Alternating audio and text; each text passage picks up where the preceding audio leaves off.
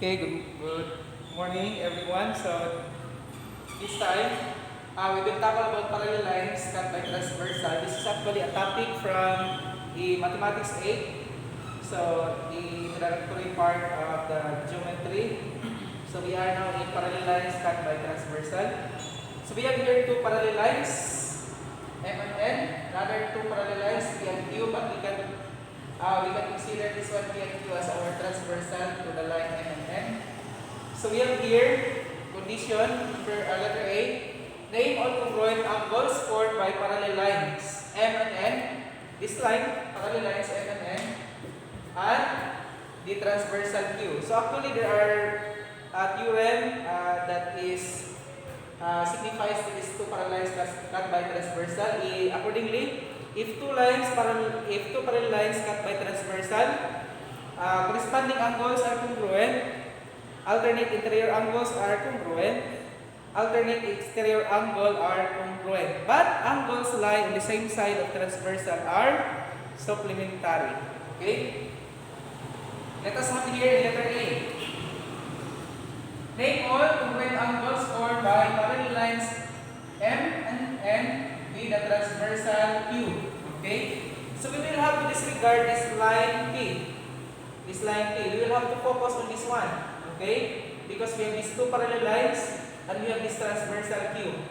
First, we have here angle 5 is congruent to angle 13 because they are corresponding angle. Next, angle 6 is congruent to angle 14. They are still corresponding angle. So angle 6 is congruent to angle 14. Next to that, okay, we have here another one is angle 7 is congruent to angle 15. So we have angle 7 is congruent to angle 15. Next is angle 8 is congruent to angle 16. So angle 8 is congruent to angle 16. Next, another one is angle 5 is congruent to angle 16. Okay, angle 5 is congruent to angle 16. Why? Why they are congruent? Because they are alternate exterior angle. Another one, angle 7 is congruent to angle 14. So we have here angle 7 is congruent to angle 14 by alternate exterior angle. Another one, angle 6 is congruent to angle 15. So we have here angle 6 is congruent to angle 15. That is what we call as alternate interior angle. They are actually congruent. Next to that is angle. Okay, angle 8 is congruent to angle 13. Okay, angle 13. So we have 2, 4, 6, 8. So 8 pairs of congruent angles that can be obtained from the two parallel lines cut by the transversal. Okay, so this is how to identify the lines or the pair of angles, congruent angles that is formed by parallel lines and the transversal Q. Okay, so let us continue with another condition. So we have here, we are done with identifying the pair of angles which are congruent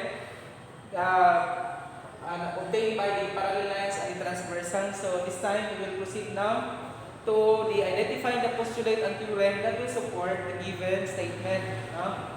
So we have here again two parallel lines and the transversal. So we have here number 1, if measure of angle 3. We have here angle 3. If measure of angle 3 is equal to 112 degrees, then measure of angle 10 is again 112 degrees. So what will be the answer? Look at the relationship. They have the same measure. So there is a relationship between these two angles. Angle 3 we have here, and angle 10 then we have here. What is the relation between the two? They are alternate exterior angles. So the answer is alternate exterior naman sila sa gawa sa exterior. Exterior angles. Okay, that is for the answer for number 1. Number 2, measure of angle A is 83. Where is measure of angle A? Around 83. Then measure of angle 13 is 83. So angle 8 and angle 13. Look at the relation between the two. They have the same measure. So therefore, naman sila sa sulod, they are what we call as, at the same time, they are opposite in the side of the transversal cube. So therefore, they are alternate interior angles. Okay? So it is termed as alternate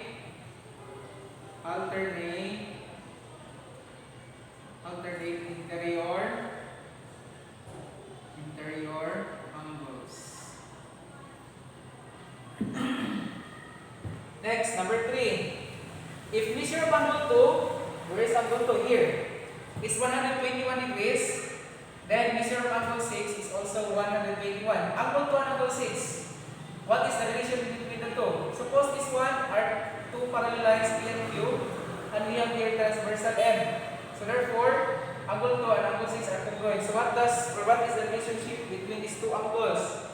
Angle 2 and angle 6 are corresponding angles. Okay? Corresponding angles.